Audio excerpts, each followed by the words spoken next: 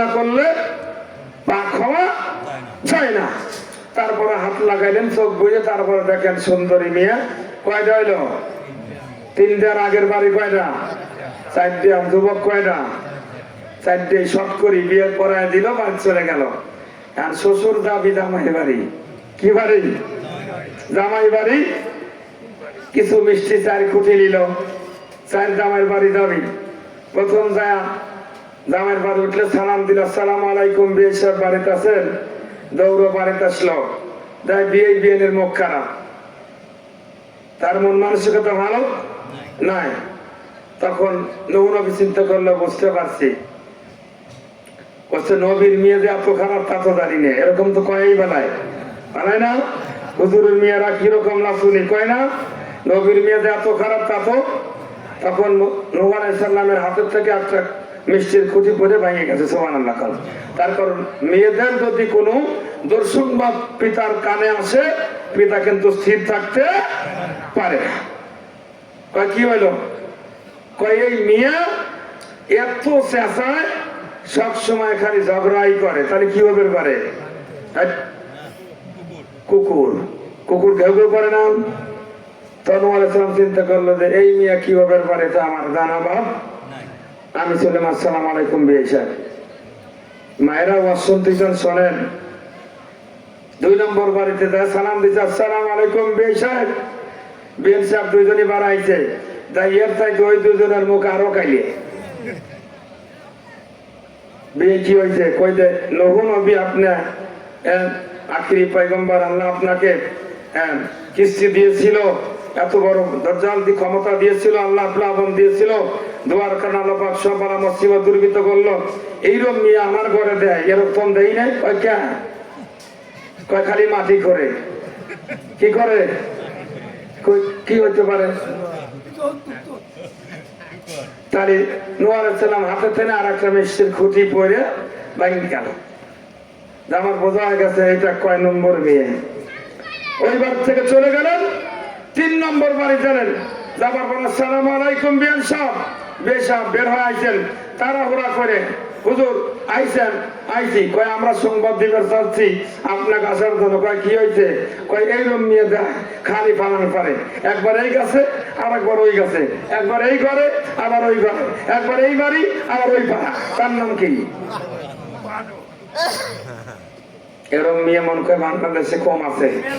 হ্যাঁ,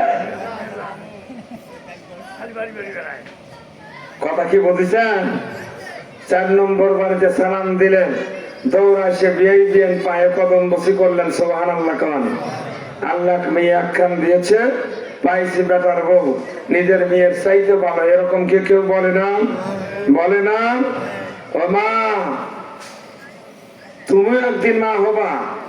আজকে যদি তোমার শাশুড়ের শরীর পিঠে যদি তোমার পা ওঠে, পরের দিন তুমি মাথায় ওঠার সম্ভাবনাই কি? বাস্তবতা না? তুমি একদিন মা হবা। তুমি আসছো অন্যর বাড়ি থেকে, বাবার ঘর থেকে এসেছো, তোমার মায়ের কাছ থেকে আর একজনের মায়ের কাছে এসেছো। বাপের বাড়ির লোকজন আসতে পেরে খুবই ভালো লাগে, স্বামীর বাড়ির লোকজন আসলে ভালো লাগে। এই কথা আমি বললাম না, খালি আপনারা বিবেকে আপনি দেখেন। এরকম পরিস্থিতি চরিত্র আছে। সুতরাং আপনারা চিন্তা করবেন যে আল্লাহ আমাদের যদি একদিন মা বানায়, সেদিন আমাদের অবস্থা এরকমই। আমাদের অবস্থা সমাজে মুসলমান। আমার একজন ব্যক্তি যা বলে, হুজুর আমার জন্য দোয়া করতে হবে, এমন একজন ভালো লোক দরকার। লোকটা বলে, এখনই মদিনার বাজারে একজন আছে, কণ্ঠর সমস্যা আছে, একটু মিলে পড়েন, সারি দেব ইনশাল্লাহ। পড়েন,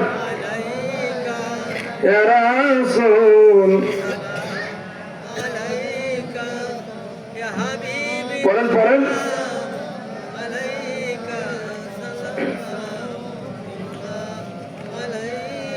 কাউসার বানাইলেন আল্লাহ, মালিক করিলেন আপনাই। সূরা কাউসার তার প্রমাণ ইহা যে আপনার মহান শান ইয়া নবী মহব্বতে বলেন ইয়া রাসূল সালাম ইয়া হাবিব সালাম সালাম। যে কথা বলতেছিলাম দোয়া করার দরকার, দোয়া কবুল হয় না। বলতেছ আমক মদিনার বাজারে একজন ব্যক্তি আছে দোয়া করলেই কবুল হয়ে যায়। সুবহানাল্লাহ কোন তাহলে এমন লোক যদি আপনাদের সন্ধান দেয় তো আমক লোক আছে দোয়া করলে কবুল, থাকবেন না যাবেন? সেখানে যাবো, কবুল হয়ে যাবে। যায়া ওই বাড়ির পাশে যায়া জিজ্ঞাসা করছে ভাই অমকের বাড়ি কইছে, ওই যে আব্দুল করিমের বাড়ি। করিম নামে লোক থাকলে মনে কিছু লিয়েন না, উদাহরণ দিলাম। যায়া ভিতরে করছে এই ভাই আপনার নাম করিম? কয় হ্যাঁ। আপনি দোয়া করেন? হ্যাঁ। দোয়া করলে কবুল হয়? হ্যাঁ। কিন্তু ওই লোকটার চোখ মাথায় উঠে গেছে। কে রে? যে জিনিস গোসল করাচ্ছে, যা লাইলে 7 দিন না পাক থাকে, 2টা শুকুর গোসল করাচ্ছে। কি কথা হচ্ছে? সাবান দিয়ে গোসল করাচ্ছে। এই লোকটার দোয়া কবুল চলে আসছে। চলে আসছে কয় যে লোকটা শুকুর গোসল করাচ্ছে ওর দোয়া কবুল হতে ফিরে দাও। আমি বলতেছি কবুল হবে। যা বলছে ভাইজান মুস্তাবাদুদ্দাওয়া আপনি দোয়া করলেই কবুল হয়, কিন্তু এই শুকুরকে গোসল করাচ্ছেন কারণ কি? কয় হ্যাঁ আমার দোয়া কবুল হয়, আল্লাহ কবুল করে। মুস্তাবাদুদ্দাওয়া শুকুর গোসল করাচ্ছেন কেন? কয় শুকুর গোসল করাচ্ছে হলো আমার এই পুরুষ শুকুর যেটা ছিল আমার পিতা, মহিলা শুকুর নিয়ে যেটা হইল আমার মাতা। একজন হাফেজ কোরআন তেলাওয়াত করতেছিল, এই হাফেজের কোরআন তেলাওয়াতে তাদের কানের মধ্যে খারাপ আওয়াজ এই কথা বলে হাফেজের কাছ থেকে কোরআন নিয়ে যখন ছিটকারি দিয়েছিল, রাত্রি ঘুমানোর পর সকালে পিতা মাতার ডাক দিয়ে 2জনই শুকুর হয়ে গেছে। জোরে বলেন নাউজুবিল্লাহ, জোরে বলেন। সুতরাং কোরআনের সাথে, কোরআন আলাদের সাথে, কোরআনের বিপক্ষে যারা এরকম বেদবি করবে তারা কি মার্কা? আপনাদের বলেন ওই যে বালহুমাদান আমি কই নেই, ওয়ালাকাদ জারানি জাহান্নামা কাসিরাম মিনাল জিন আমি বলেছি, আল্লাহ বলেছেন। বেদবি করার কারণে, দুশ্মনী করার কারণে আল্লাহ কুকুর বানায় দিয়েছে। আর আমার দোয়া আগে কবুল হতো না। পিতা মাতা কুকুর হওয়ার পরও আমি ঘৃণা না করে তাদেরকে 2 বেলা গোসল করায়া সুন্দর করে মুখে খানা দেই। এই জন্য আল্লাহ পাক আমার প্রতি পছন্দ করে আমার দোয়া কবুল করতে। সুবহানাল্লাহ কোন কথা কি বুঝতে পারছেন? হ্যাঁ, কথাটা বোঝাতে চাচ্ছি এটাই, পিতা মাতা যতই খারাপ হোক না কেন তার সাথে ব্যবহার করাও যাবে না। কথাটা ভালো করে মনে রাখবেন। পিতা মাতা আমার ভাইজান, পৃথিবীতে সবচাইতে বড় বোঝা পিতার কাঁধে যদি সন্তানের লাশ ওঠে। আমার ভাইজান এতিরশালী সন্তানকে হারায় বেদনায় বছর চলে আসছে। রোজা যাবে, রোজা আসবে, বছর যাবে, বছর আসবে, যুগ যাবে, যুগ আসবে, নিজের সন্তান নাতি নিজের কোলে নিজের কাছে আসবে না, চির বিদায় নিয়ে চলে গেছে। ও মুসলমান, এই জন্য আমি কথাটা বলতে চাচ্ছি, পিতার আগে পুত্র যেতে পারে, দাদার আগে নাতি যেতে পারে, জন্মের সিরিয়াল আছে, মৃত্যুর কোনো সিরিয়াল নাই। এই জন্য অনেকেই মনে করে আমার দাদা বুড়ো হয়ে গেছে, আমি অতদিন বাঁচব। অসম্ভব, অসম্ভব। মৃত্যু আপনার ডোগার কাছে চলে আসছে। সবসময় মৃত্যুকে স্মরণ করতে হবে। আল্লাহুম্মা আমিন। সবাই তো ভাইরা আমার বক্তারি আসেন, কেননা উনি অত্যন্ত ভালো মানের আলোচক এবং আলেম হাফেজ।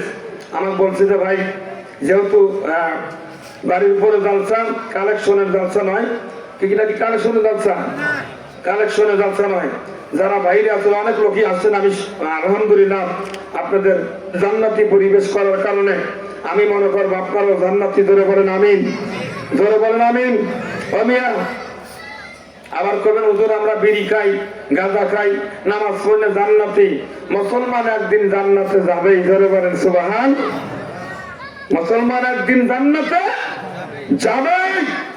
সুতরাং আমি আপনাদের কাছে করজোর অনুরোধ করব, আজ প্রতিদিন মসজিদের মাইকে এলান হয়ে যাচ্ছে ইন্না লিল্লাহি, হচ্ছে না? আমার আপনার একদিন এরকম হবে, সেই দিকে তাকায়া আর কিছু না করলে কাজের ফাঁকে 5 ওয়াক্ত নামাজটা পড়বেন। আমি 2 পা ধরে আপনাদের বলবো, নামাজ ছাড়া কোনো গতি। একজন মুরব্বীর কাছে যুবক ভাইরা বসেন, ওনার বলেন, উনি বলবেন যে আমার তোমার চাইতে আমি শক্তিধর ছিলাম, তোমার চাইতে আমার বয়স এরকম ছিল, কিন্তু এখন আমি কি হয়ে গেছি। সুতরাং যৌবন কালে ইবাদত আল্লাহর দরবারে কি হয়? কবুল হয়ে থাকে। আজকের এই জায়গা থেকে আমরা ইরাদা করি, মৃত্যু আমাদের পিছনে ঘুরতেছে। আমি আজকে ছাত্রদের বলছি যে আমরা জান্নাতে, আমাদের বাড়ি ছিল জান্নাতে। আদম আলাইহিস সালামের শয়তানের মাধ্যমে একটি ভুল করার কারণে আমরা জান্নাত থেকে বাড়ায়া, আমরা জান্নাতি মানুষ আবার জান্নাতে ফিরে যেতে, কি আমাদের বাড়ি জান্নাতে ছিল না? আদম আলাইহিস সালাম কোথায় ছিল আগে? আদম হাওয়া জান্নাতে ছিল না? একটি ভুলের কারণে জান্নাত থেকে বের করে দেওয়া হয়েছে। আবার আমরা জান্নাতি মানুষ জান্নাতে ফিরে যেতে চাই। শুধু আল্লাহ আমাদের কিছু আবাদ করার জন্য, পরীক্ষা করার জন্য দিয়েছে। সামনে পরীক্ষায় যেন আমরা পাস করতে পারি ইনশাআল্লাহ। প্রাণ খুলে দোয়া করি, দোয়া চাই। 3 বার মক্কা মদিনায় গেছি, আরো যাওয়ার ইচ্ছে আছে, যাবই। কাহুর বাধা অপেক্ষা করি না, কারণ আমি মাঝে মাঝে বলি যা করবো কামাই সব খাবি। হ্যাঁ, যখন যা করবো কামাই সব খাবি। সুতরাং টাকাই গন্ডগোল, টাকা যদি রাখে যায় পরের দিন গন্ডগোল, ভাগ বটারা নিয়ে উঠোনে বৈঠক বসছে কিনা? হ্যাঁ দিচ্ছি। সুতরাং আপনাদের দোয়ায়, আমি আপনাদের কাছে দোয়া চাই। আমি আপনাদেরই চোখের সামনে একটা ঈদগাহ মাঠ করতেছি, জেদ করে করেছি। দেখছেন, উলুবনে মুক্ত চালানো, উলুবনে মানে রাতারাতি। 3 বছর আগে যারা বিদেশে গেছে, বিদেশ থেকে চরপাড়া এসে কবিতা, এটা চরপাড়া গ্রাম, বাস্তব কথা না?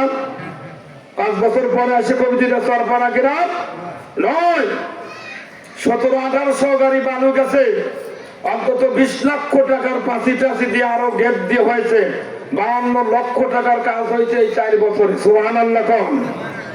সুতরাং মানুষ নিজে অনেক টাকা ব্যয় করেছি, জায়গাও দিয়েছি। বলে নাই, বললাম না, এই কারণে আমার কানে আইছে, হুজুর আপনি 3 দিন পর ঈদগাহ মাঠে এত করলাম, আমার 50 বছর ঈদগাহ মাঠে অবাই করে থাকে। কারণ কি? কারণ হলো সদ ইচ্ছা আর ভালো নিয়ত থাকতে হবে, আর মুখটা ভালো থাকতে হবে। এই কথা দিয়ে মানুষ কথা বললেই টাকা পয়সা ঢেলে দেয়।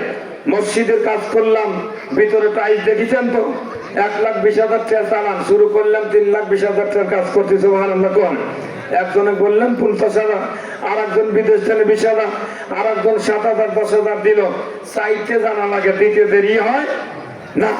আর আরেকটা কাজ হলো, যারা দায়িত্ব আছেন মসজিদ, মাদ্রাসা, গোরস্থান, ঈদগাহ মাঠের, 1 টাকা যদি আপনি চা খান বিনা কারণে,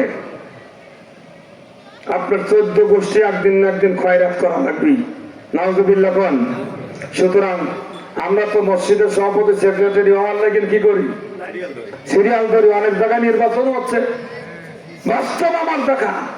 কবরস্থানের কমিটি হওয়ার লাগে কি হচ্ছে? সুতরাং ওই জায়গা ভালো নয়। নিজের টাকা 10 টাকা কি 12 টাকা খরচ করে দেখাবেন, জনগণ টাকা আরো বেশি দিবি নাকি? আর এই লোকটা দিলাম 10 টাকা, কাজ করলো 15 টাকা, আর টাকা তুলে পকেটে থুয়ে দোকানে যে 4 পান খায় মাথা চলবেন। এবার সভাপতি হয়েছি ঈদগাহ মাঠে, সামনে হবো গোরস্থানে, পরের বছর হবে মক্তবে, তারপর হবে নাইট মক্তবে, তারপর হবে ঈদগাহ মাঠে, তারপর হবে মসজিদি, তারপরে আল্লাহ দিবি জাহান্নামের সভাপতি নাকি? হ্যাঁ, আমরা দোয়া করে যাব। সভাপতি ভালো নয়, যার হাতে সদ্গতি সেই হবে সভাপতি। কিয়ামতের দিন আল্লাহ হবে সভাপতি, রাসূল তার ডানি বসবে। সুতরাং হকুল্লাহ, হকুল ইবাদত, হকুল রিসালাত, আমার বন্ধুগণ, হক আল্লাহর, হক বান্দার, হক পিতামাতার নাকি? এই হক মিলেই আমরা বাস্তবতার দিকে যাব। আমার ভাইয়ের কাছে দোয়া চাই, আমার একান্ত বন্ধুবর যে কোনো কারণে ডাকলে ভালো আলোচক ছুটে চলে আসে। আমিও দোয়া চাই। ভাই আমি একটু অসুস্থ ছিলাম, তারপরে সারাদিন অত্যন্ত ব্যস্ততা জানেন আপনি, আল্লাহ যেন কবুল করে দেন। আল্লাহুম্মা আরো করে বলেন আমিন। নারায়ে তাকবীর। হাফেজ মনিরুল ইসলাম সাহেব জোরে বলেন মারহাবা, আরো জোরে বলেন মারহাবা। আল্লাহ তার কণ্ঠকে উজাড় করে দেন জাতির জন্য, জোরে বলেন আমিন, আরো জোরে বলেন আমিন। আমিও সবার জন্য দোয়া করি, আল্লাহ যেন আপনাদের একবার না একবার মক্কা মদিনার মুসাফির বানায়, জোরে বলেন আমিন। মান যারা কবরে আযাবাত লাহু সাফা, যে একবার নবীর কবর